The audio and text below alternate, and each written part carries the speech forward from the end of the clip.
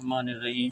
मकतूब शरीफ़ नाओ नुज़ूल जे मक़ाम सां मुनासिबत रखंदड़ हालात जे बारे में हीब पंहिंजे मुर्शिद सगर ॾांहुं लिखियो अथनि। अर्ज़ करे थो, मुंहुं कारो, बदनसीब, बद आदत, गुनहगार, वक़्त ऐं हाल ते मग़रूर, वसल ऐं कमाल में दीवानो, जंहिंजो हर कमु मौला जी नाफ़रमानी आहे। अज़ीमत ऐं बहितर खे छॾे ॾियणु किरत आहे। ख़ल्क़ जी निगाह जी जॻह यानी ज़ाहिर खे सिंगारींदड़ ऐं हक़ ताला व तक़दस जी निगाह जी जॻह यानी बातिन खे वैरान कंदड़। उनजो सॼो ध्यानु ज़ाहिर जे सिंगारण ते आहे ऐं उनजो बातिन इन सिधे रस्ते खां ख़्वारी तरफ़ आहे। उनजी काल यानी गुफ़्तगू हाल जे उबतड़ आहे ऐं उनजो हाल उनजे ख़्याल ते ॿधल आहे। अहिड़े ख़्याल ऐं ख़्वाब मां छा वरंदो ऐं अहिड़ी काल ऐं हाल मां कहिड़ी हड़ हासिल थींदी। नेमतनि खे पुठि ॾियणु ऐं ज़ियानकारी हिन खे हासिल आहे। सरकशी ऐं गुमराही उनजे हाल सां शामिल आहे। फ़साद ऐं बुराई जी जड़ आहे। ज़ुल्म ऐं गुनाहनि जी मुंड आहे। मक़सदु त सरापा आइब ऐं गुनाहनि में गिरफ़्तार। उन जूं नेकियूं लानत ऐं रद्द करण जहिड़ियूं आहिनि ऐं उन जूं भलायूं ताने ऐं दफ़ा करण जे लाइक़ु आहिनि। रुब कारिल क़ुरान वल क़ुरान यलअनहु, माना किन क़ुरान शरीफ़ पढ़ण वारनि ते क़ुरान शरीफ़ लानत करे थो। इहा हदीस हिन जे हाल ते पकी शाहिद आहे। व कम मिन साइमिन लैस लहू मिन सियामिही इल्ला ज़मअ वल जू, माना केतिरनि रोज़ेदारनि खे रोज़े मां बुख ऐं उञ खां सवाइ कुझु नथो सरे। इहो फ़रमान उन जी हालत ते सचो शाहिद आहे। फ़वैलुल लिमन कान हाज़ा हालहू व मंज़लहू व कमालहू व दर्जतहू, पोइ उन्हे लाइ बर्बादी आहे जंहिंजो हाल, जंहिंजी मंज़ल, जंहिंजो कमाल ऐं जंहिंजो दर्जो अहिड़ो आहे। इस्तिग़फ़ारुहू ज़ंबुन कसाइरि ज़ुनूब बल अशद व तौबतहू मअसियतुन कसाइरिल मासी बल अकबहु, उन जी इस्तिग़फ़ार ॿियनि गुनाहनि वांगुरु गुनाह बल्कि वॾो गुनाह आहे। उन जी तौबा ॿियनि बदकारनि जहिड़ी बदकारी आहे, बल्कि उन्हनि खां बि बदतर आहे। कुल्लु मा यफ़अलुहुल कबीहो कबीहुन, बदकार खां सिर्फ़ु बदकारी ई पुॼंदी। इहा ॻाल्हि उन ते सची आहे। मिस्र ज़ जव गंदुम न आयद, कणक मां जव ऐं जव मां कणक पैदा न थींदी। उनजो मर्ज़ु ज़ाती आहे, इलाज खे क़बूल नथो करे। उन जी बीमारी पुराणी आहे, दवा खे नथी मञे। मा बि ज़ात ला यनफ़क़ु अन ज़ात, जेका ज़ात जो हिसो थी वञे सा ज़ात खां जुदा नथी थी सघे। मिस्रा सियाही अज़ हबशी के रवत के ख़ुदि रंग उस्त, काराण शिदी खां कीअं जुदा थी सघे थी जेका उनजो रंग आहे। छा थो करे सघिजे। वमा ज़लमहुमुल्लाह वलाकिन कानू अनफुसहुम यज़लिमून, अल्लाह ताला उन्हनि ते ज़ुल्म न कयो पर इहे पंहिंजे पाण ते ज़ुल्म कनि था।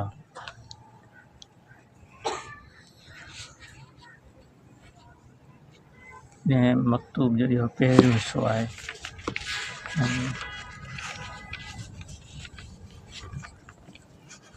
इन में पाण संदसि पंहिंजे लाइ इहे बयानु कयो अथईं।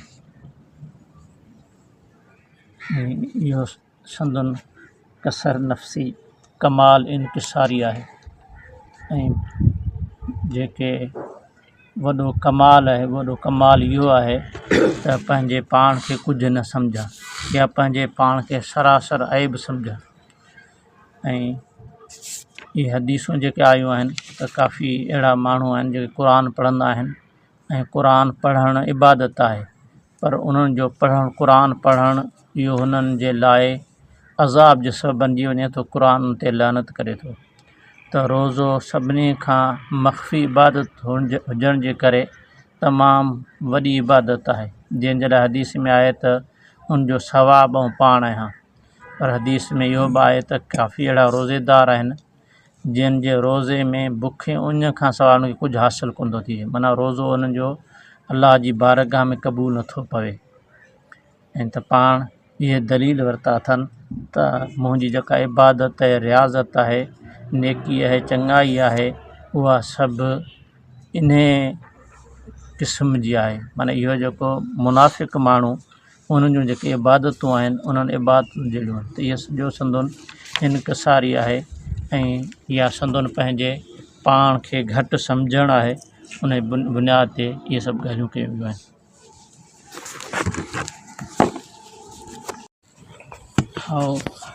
ख़ालिस ख़ैर खे ख़ालिस शर खपे, तॾहिं भलाई जी हक़ीक़त ज़ाहिर थींदी। बेज़िद्दिहा ततबयनुल अशिया, शयूं पंहिंजी ज़िद सां सुञापबियूं आहिनि। ख़ैर कमाल मौजूदु हो, शर ऐं नुक़्स जी ज़रूरत हुई।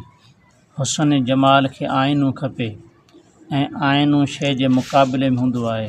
तंहिं करे ख़ैर जो आइनू शर ऐं कमाल जो आइनू नुक़्स आहे। पोइ जंहिंमें नुक़्स ऐं बुराई ज़्यादा हूंदी त उहो ख़ैर ऐं कमाल जो वॾो नुमाइंदो हूंदो। अजीब मामिलो आहे। इन ज़म मदह जी मैना पैदा कई आहे। इहा शरारत ऐं घटिताई ख़ैर ऐं कमाल बणिजी वई। इन सभु बानप जो मक़ाम सभिनी मक़ामनि खां मथां आहे, छो त इहा ॻाल्हि बानप जे मक़ाम में तमामु ज़्यादा आहे। महबूबनि खे इहो मक़ाम अता फ़रमाईंदा आहिनि। मुहिब मुशाहिदे जी लज़त में महब आहिनि। बानप में मज़ो वठणु ऐं उनस रखणु महबूबनि सां मख़सूस आहे। मुहिब महबूब जे मुशाहिदे में विंदरियल आहिनि ऐं महबूबनि जी विंदुर महबूब जी बंदगी में आहे। इन विंदुर में उन्हनि खे हिन दौलत यानी पंहिंजे पाण खे घटि सम्झण सां रूशनास कनि था ऐं इन नेमत सां नवाज़नि था। इन मैदान जे भले घोड़े जा शहसवार, दीन ऐं दुनिया जा सरवर, सैयदुल अव्वलीन वल आख़िरीन, हबीब रब्बुल आलमीन अलैहि मिन सलवात अतमुहा मिन तहियात अकमलुहा आहिनि, जंहिंखे पंहिंजी ख़ासि महिरबानी सां इन मक़ाम ते पहुचाइणु चाहींदा आहिनि। उनखे सरदारनि करीमनि जी कामिल ताबेदारी अता फ़रमाईंदा आहिनि। पोइ उन जे वसीले सां उनखे आला ॾेढी ताईं पहुचाईंदा आहिनि। ज़ालिक फ़ज़लुल्लाह युअतीहि मन यशाउ वल्लाहु ज़ुल फ़ज़लिल अज़ीम। इहो अल्लाह जो फ़ज़ुलु आहे, जंहिंखे वणे उनखे अता कंदो आहे ऐं अल्लाह वॾे फ़ज़ुल जो धणी आहे। बुराई ऐं कोताही मां मुराद उनजो ज़ौक़ी इल्मु आहे। इहा माना न आहे त बुरायूं ऐं कोताहियूं उन में हुजनि थियूं। हिन इल्मु वारो अल्लाह ताला शान व तक़दस जे अख़लाक़नि सां मुतख़लिक़ आहे, यानी उहे गुण अपनाईंदड़ आहे। इन्हनि गुणनि अपनाइण जे नतीजे में इहो इल्मु हासिलु थियो आहे। बुराई ऐं कोताही जो इन बाने ॾांहुं गुज़र ई न आहे। सिर्फ़ु एतिरो पंहिंजूं नेकियूं उनखे बुराइनि जहिड़ियूं नज़र अचनि थियूं। इहो इन करे आहे जो ख़ालिस ख़ैर जो कामिल मुशाहिदो हासिलु आहे। तंहिं करे उन जे मुक़ाबले में इहे अमल नाक़िस नज़र अचनि था। इहो तॾहिं हासिलु थिए थो जॾहिं नफ़्स मुतमइना पंहिंजे मक़ाम ते नुज़ूल करे थो। हीउ जेसिताईं पाण खे ज़मीन ते न सटंदो ऐं इन हद ताईं उनजो कमु न पहुचंदो, तेसिताईं पंहिंजे मौला जल शानू जे कमाल मां महरूम आहे। त पोइ इहो कीअं मुमकिन आहे त पाण खे मौला जो ऐन ॼाणे ऐं पंहिंजे सिफ़तनि खे उन जूं सिफ़तूं सम्झे। ताल अल्लाह उन ज़ालिक उलूवन कबीरा। अल्लाह ताला शान खां तमामु मथां आहे। इहो अस्मा ऐं सिफ़ात में इल्हाद आहे। अहिड़ा माण्हू वज़रुल लज़ीन युल्हिदून फ़ी अस्माए, जेके उन जे अस्मा में इल्हाद कनि था, उन्हनि खे छॾे ॾियो। इन जमात में शामिलु आहिनि। ज़रूरी न आहे त सलूक खां जज़्बो जंहिंमें अॻु हुजे उहो महबूबनि मां हुजे, पर महबूबियत में जज़्बे जो अॻु हुजणु शर्त आहे। हा, इहा ॻाल्हि ज़रूरु आहे त हर जज़्बे में कुझु क़दुरु महबूबियत हूंदी आहे, छो त उनखां सवाइ जज़्ब यानी कशिश नथी थिए। इहा माना कंहिं सबब जे करे पैदा थी आहे, ज़ाती न आहे। ऐं ज़ाती महबूबियत कंहिं बि सबब सां वाबिस्ता न आहे। जीअं हर मुंतही यानी सुलूक खे मुकमल कंदड़ खे आख़िरकार जज़्बो हासिलु थींदो आहे, पर इहो मुहिबनि जी जमात मां आहे, छो त उन में महबूबियत कंहिं आर्ज़े इन सबब जे करे पैदा थी आहे। इहा महबूबियत काफ़ी न आहे। इहा महबूबियत पैदा कंदड़ आर्ज़ो तज़कियो ऐं तस्फ़ियो आहे, यानी अंदर जो उजारणु आहे। किन मुब्तदिन में सरदारनि करीमनि अलैहिस्सलातु वस्सलाम जी ताबेदारी खणी कुझु शयुनि में हुजे त बि इन माना जी इजमाली तौरु हासिलु थियण जो सबबु हुजे थी, पर मुंतही में फ़क़ति ताबेदारी ई सबबु आहे। ऐं महबूबनि में इन ज़ाती फ़ज़ुल वारी माना जो ज़हूर सिर्फ़ु ऐं सिर्फ़ु सरदारनि करीमनि अलैहिस्सलातु वस्सलाम व तहियत जे इत्तिबा सां वाबिस्ता आहे।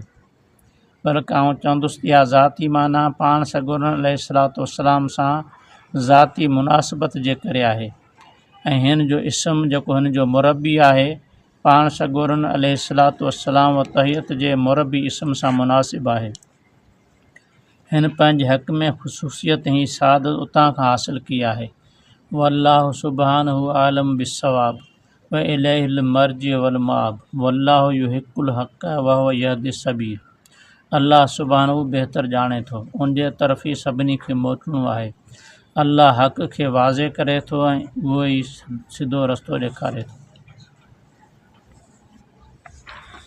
पहिरियों जेको पाण हिसो पढ़ियोसीं उन हिसे में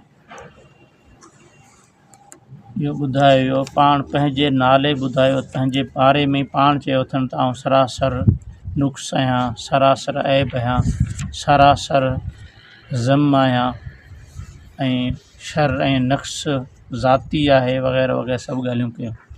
ऐं मुंहिंजूं इबादतूं जेके आहिनि से सभु इबादत जो नालो ॾियणु उन ते ठहे कोन थो, पोइ उन लाइ पाण हदीसनि जा दलील ॾिनो।